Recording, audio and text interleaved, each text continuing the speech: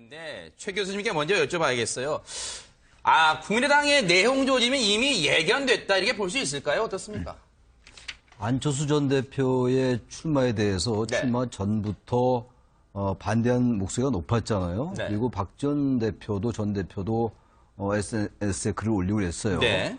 그리고 여러 가지 찬반 의견이 갈렸는데 네네. 일단 출마를 선언하고 나니까 네.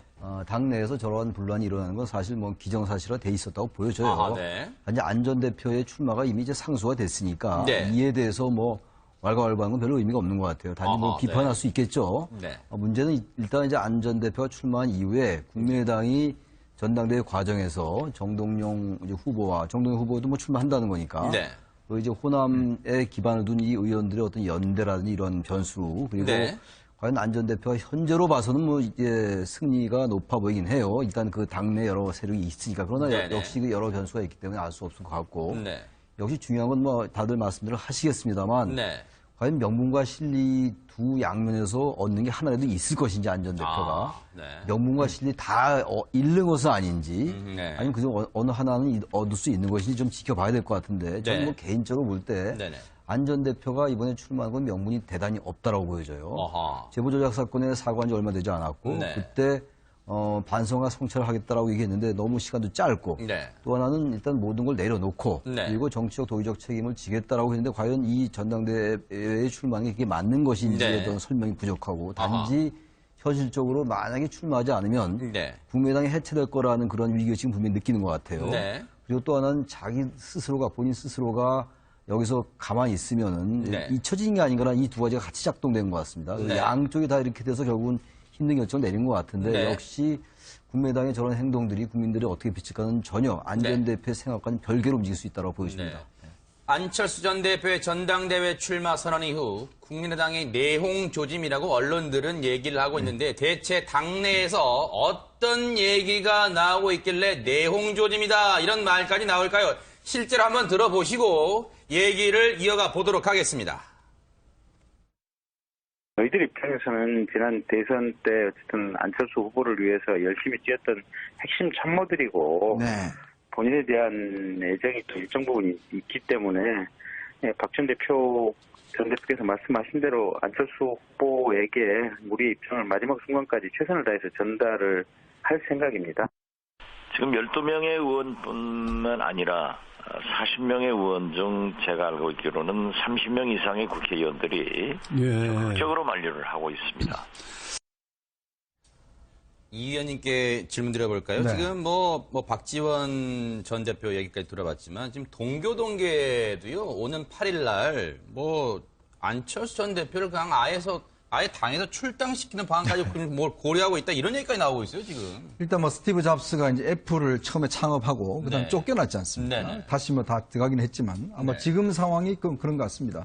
일단 뭐 국민의당 창당의 어떤 면에서 보면 뭐 대주주를 할 수 있는 네. 안철수 전 대표가 상당히 지금 당의 네. 기본적인 동교동계, 즉 호남계로부터 지금 배척당하고 있는 그런 네. 상황이거든요. 뭐 심지어는 뭐 오히려 출당을 시키겠다는 이야기까지 나오고 있을 정도니까 네. 상당히 하여튼 분위기는 좀 격앙된 것 같습니다. 네. 이게 단순히 지금 현재 입장에서 보면 뭐 세력 간의 다툼 정도 있겠죠. 예를 들어서 뭐 호남 중심의 어떤 동교동계와 그다음에 이제 안철수 계를 중심으로 하는 뭐 네. 세력 다툼이 있겠지만 또 네. 한편에서 보면 조금의 정책적 노선 네. 이런 거의 다툼일 수도 있습니다. 왜냐하면 사실 안철수 전 대표가 보면 이제 그 극중이라는 걸 썼지 않습니까? 즉 중도로 가겠다는 이야기인데 네. 실제로 지금 보면은 그동안 호남 쪽을 중심으로 해서는 사실 이제 좀 진보 쪽에 상당히 치중돼 있었죠. 네. 그리고 또 현 정부에 대해서 상당히 많이 협조적이었지 않습니까? 네. 이제 그런 상황에 대해서 이제 안철수 전 대표가 이렇게 가다간 나의 입지가 없다. 네. 즉 내가 중심으로 하는 중도 보수 이런 네. 것들을 좀 더 확실히 이번에 세워야 되겠다. 그러지 않고서는 나의 영역이 확보될 수가 없다. 네. 그런 차원에서 아마 이제 바른정당과의 어떤 연대라든지 이런 것들을 상당히 좀 모색을 하고 있는 것 같아요. 네. 이제 그렇게 될 경우는 사실은 이쪽에 있는 동교동계나 호남 쪽은 설 자리가 없죠. 이제 그러다 보니까 이번 싸움 자체가 네. 단순히 어떤 그 당의 패권뿐만 아니라 기본적인 당의 노선, 앞으로 먼 대권을 바라보는 결국 정책적 노선과의 네. 어떤 대립도 포함되고 있다. 저는 그렇게 보고 있습니다. 정태원 변호사님께 한번 여쭤볼까요? 안철수 전 대표의 출마에 대해서 이상돈 의원이 그랬답니다. 국민의당 현역 의원 중에 안철수 전 대표를 지지를 확실하게 한 의원은 자기가 알기로는 이현주 의원, 지금 원내 수석부 대표죠. 이현주 의원 한 사람밖에 없다. 그리고 원외위원장이 안철수 전 대표 전당대회 나오라고 지지했다는데 109명이 명단 한번 내놔봐라. 그런 말까지 나오고 있답니다. 그래서 또 다른 조작 아니냐 이런 얘기까지 나오고 있다고 그러고 지금 호남 지역 민심 싸늘합니다. 광주 지역 시민단체 오늘 기자회견 열어서 안철수 전 대표 당권 도전 말고 차라리 정계 은퇴해라 이렇게 요구하고 있답니다. 그러니까 사실 이제 지금 말씀대로 안철수 전 대표 입장에서는 그 국민의당 자체가 이미 호남에 기반을 두고 있는 것은 현실이고 또 그런데 그럼에도 불구하고 호남에서 지지율이 10% 정도밖에 안 되거든요. 아하. 그리고 지금 뭐 새 정부 들어서서 과연 이렇게 본인이 주장하듯이 이 네. 극중 뭐 말이 그 심해서 극중이지 네. 과야말로 여와 야 사이에서 어떤 중간적인 역할도 못했고 민주당 이중대라는 이야기를 쭉 들어왔지 않습니까? 네. 그렇다고 한다면 사실 안철수 대표 입장에서는 본인이 지향하는 네. 그런 그 중도 개혁이든지 그쪽의 정책 방향도 맞지도 않고 네. 또 호남에만 의지해도 될 일도 아니고 네. 그런 점에서 아마 마음이 초조해진 것이 아닌가 싶은 생각은 드는데 네. 과연 이번 전당대회에서 물론 뭐 전당대회에서 대표로 선출이 된다 하더라도 네. 남은 내년 이제 지방선거라든지 앞으로의 그 향배에 있어서 과연 국민의당이 네, 지금 당 지지율도 나오네요. 네, 네. 말씀하시죠. 네. 국민의당이 실질적으로 여와 야 사이에서 제대로 된 역할을 할 수 있을지는 상당히 그 고민을 할 수밖에 없는 그런 상황으로 보입니다. 네. 지금 차 교수님. 예. 당 밖에서 그러니까 다른 당에서도 곱지 않은 시선이에요. 민주당에서는요. 반성문 잉크도 안 말랐는데 도전장 낸 것은 국민 기망행위다. 정두원 전 의원은 안철수 전 대표가 지는 달이다. 이해운 바른정당 대표는 본인 선택이니 그런가 보다 하겠지만 놀랍다 이런 얘기를 하고 있지만 지금 그래서 이 뭔가 당에서 좀 지켜줘야 되겠다 싶어서 그럴까요? 박주선 비대위원장은 너무 당 내부에서 논쟁 과열되는 건 옳지 않습니다. 이런 말을 했답니다. 아무래도 뭐 지금 그 당내에서도 상당히 반대의 목소리가 큽니다만은 뭐 당 바깥에서도 지금 뭐 여론 자체가 그렇게 싸늘하게 지금 비치고 있는 것 같습니다. 지금 네. 뭐 안철수 전 대표 입장에서는 뭐 본인이 선당 후사의 자세로 네. 뭐 자신의 개인의 정치적인 그 좀 삶을 좀 희생하더라도 당을 살리는 차원이라고 결단을 했다고 이야기를 하고 있지만 네. 여기에 대해서 아마 많은 그 지금 뭐 당내든 당 밖이든 네. 아마 차기 대선에 대한 그 좀 조바심이 많이 지금 작동하고 있는 것이 아니냐 뭐 네. 그렇게 늘 비판을 하는 것 같습니다. 그러나 네. 안철수 전 대표 입장에서는 뭐 지금 일각에서 나오는 이야기 중에 하나가 과거 그 김대중 전 대통령이 네. 92년 대선에서 패배했을 때 네. 영국에 가서 한 1년 정도 있다가 돌아와서 이 새정치 국민회의를 한 2년 뒤에 만들어서 결국 그랬죠. 정계를 복귀하지 않습니까? 네. 그런 정도의 아마 수순을 네. 왜 밟지 않느냐고 이야기를 하는 것 같은데 네. 안철수 전 대표 입장에서는 네. DJ의 92년도의 행보가 아니라 87년도의 행보를 아마 머릿속에 그리고 있는 것 같습니다. 아하. 87년도에도 그때 직선제가 복권되고 난 뒤에 네. 출마했지 않습니까? 출마해서 김대중 당시 그 후보가 낙선했습니다만은 네. 그때 그 당직에서 당 총수직을 놓지 않고 네. 평화민주당을 갖고 88년 총선에서 제1야당을 만들면서 당을 아하. 확실하게 장악을 했거든요. 네. 그렇기 때문에 아마 안철수 전 대표 입장에서는 92년도 DJ 상황이 아니라 자기가 네. 지금 이 입장에서 봤을 때 87년도의 DJ 상황, 네. 당을 확실하게 안철수 당으로 만들어야만 네. 내가 자기 대선에서 나갈 수 있는 하하. 하나의 정치적 근거를 네. 확실히 만들 수 있다는 생각을 갖고 있는 것 같아요. 네. 그런 생각과 병행해서 네. 지금 국민의당이 자신이 대선을 하면서 느꼈던 것 중에서 가장 큰 문제가 전국 정당화가 돼 있지 않다. 네. 너무 호남 쪽으로 치우쳐져 있다. 네. 그런 측면에서 본다고 하면 전국 정당화를 만들어서 네. 수도권과 영남 쪽으로 예언을 확장할 수밖에 없다. 그리고 네. 또 한편으로는 이 극중주의라는 걸 통해서 네. 자신이 갖고 있는 중도개혁 노선에 대한 아하. 당의 정체성을 분명히 해야 되겠다는 그러한 인식도 이번의 이 출마 강행에 네. 상당히 작용을 한 것이 아닌가 하는 생각이 듭니다. 최 원장님, 대선 때부터 이른바 일요일마다 기자회견 등 중요한 발표를 해가지고 일요일의 남자로 불렸던 안철수 전 대표가 이번에 내일 모레 또 일요일 날 기자간담회를 연답니다. 그래서 당의 향후 노선, 혁신 방향 등을 밝힌다는데 지금 언론들이 벌써 이렇게 말하고 있어요. 오히려 기자간담회를 하게 되면 당내 세력 간 충돌이 더 격화할 것 같다. 이렇게 지금 보고 있습니다. 저도 뭐 그럴 가능성이 있다고 봐요. 아. 지금 이제 앞에 세 분이 다 말씀하셨는데 네. 극중주의라는 거 네. 극중주의란 말 전 들어본 적이 없어요.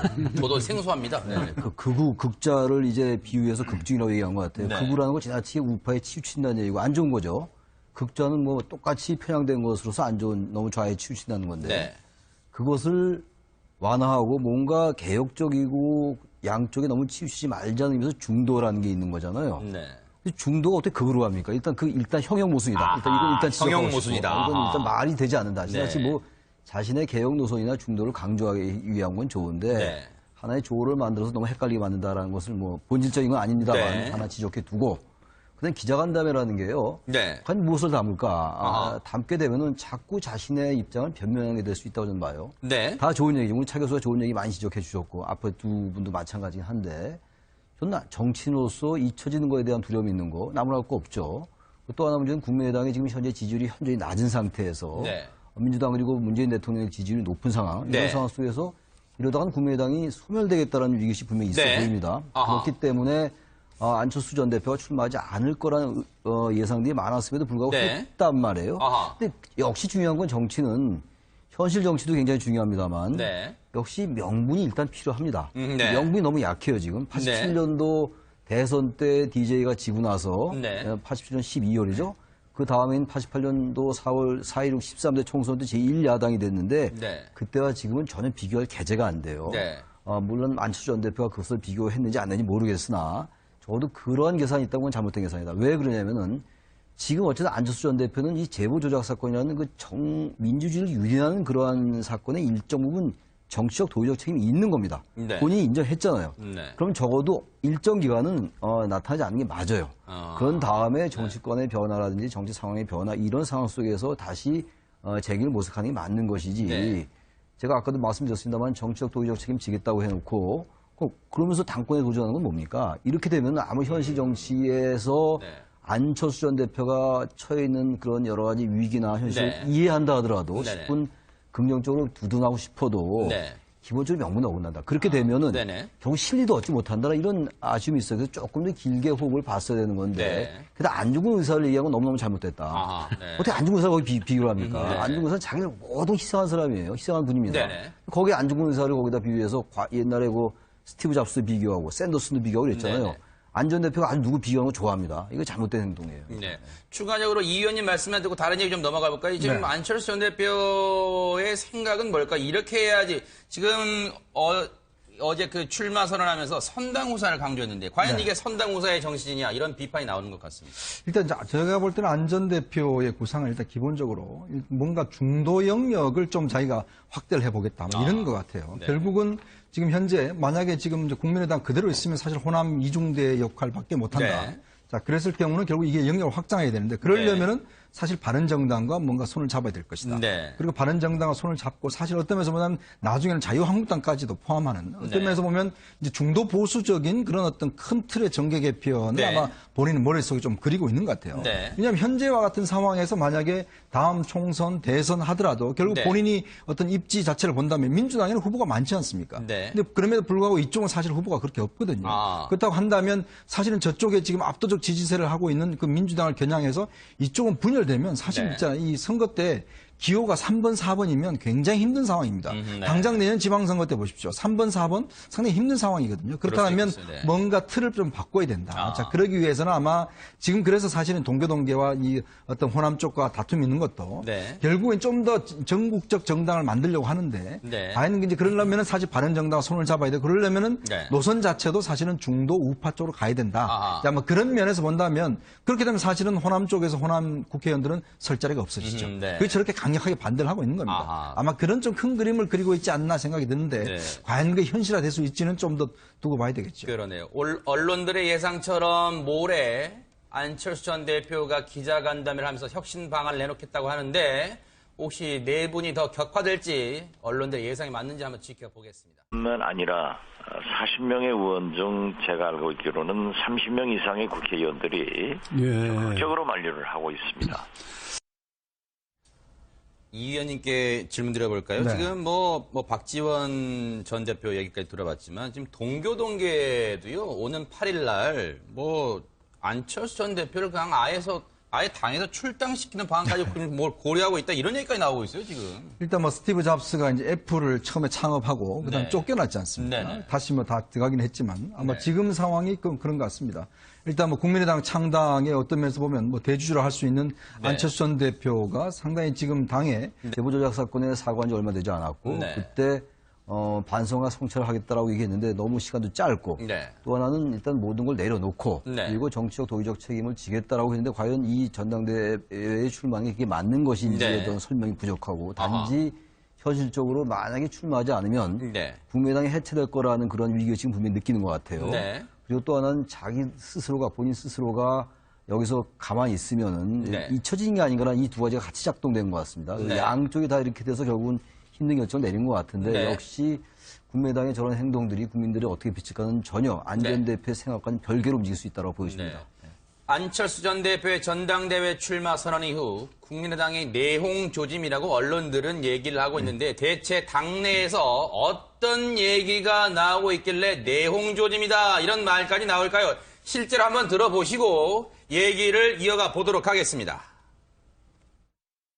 저희들 입장에서는 지난 대선 때 어쨌든 안철수 후보를 위해서 열심히 뛰었던 핵심 참모들이고 본인에 대한 애정이 또 일정 부분 있기 때문에 박 전 대표께서 말씀하신 대로 안철수 후보에게 우리의 입장을 마지막 순간까지 최선을 다해서 전달을 할 생각입니다. 지금 12명의 의원분 당이 전당대회 과정에서 정동영 이제 후보와 정동영 후보도 뭐 출마한다는 거니까 네. 그 이제 호남에 기반을 둔 이 의원들의 어떤 연대라든지 이런 변수 그리고 네. 과연 안 전 대표가 현재로 봐서는 뭐 이제 승리가 높아 보이긴 해요. 일단 그 당내 여러 세력이 있으니까 그러나 네네. 역시 그 여러 변수가 있기 때문에 알 수 없을 것 같고 네. 역시 중요한 건 뭐 다들 말씀들을 하시겠습니다만 네. 과연 명분과 실리 두 양면에서 얻는 게 하나라도 있을 것인지 안 전 대표가 네. 명분과 실리 다 잃는 것은 아닌지 네. 아니면 그중 어느 하나는 얻을 수 있는 것인지 좀 지켜봐야 될 것 같은데 저는 네. 뭐 개인적으로 볼 때 네네. 안 전 대표가 이번에 출마한 건 명분이 대단히 없다라고 보여져요. 어허. 있는데 최 교수님께 먼저 여쭤봐야겠어요. 국민의당의 내홍 조짐이 이미 예견됐다 이렇게 볼 수 있을까요? 어떻습니까? 안철수 전 대표의 출마에 대해서 네. 출마 전부터 반대한 목소리가 높았잖아요. 네. 그리고 박 전 대표도 전 대표도 SNS에 글을 올리고 그랬어요. 네. 그리고 여러 가지 찬반 의견이 갈렸는데 네네. 일단 출마를 선언하고 나니까 네. 당내에서 저러한 분란이 일어나는 건 사실 뭐 기정사실화 돼 있었다고 보여져요. 아하, 네. 이제 안 전 대표의 출마가 이미 이제 상수가 됐으니까 네. 이에 대해서 뭐 왈가왈부하는 건 별로 의미가 없는 것 같아요. 단지 뭐 아하, 비판할 네. 수 있겠죠. 네. 문제는 일단 이제 안 전 대표가 출마한 이후에 국민의당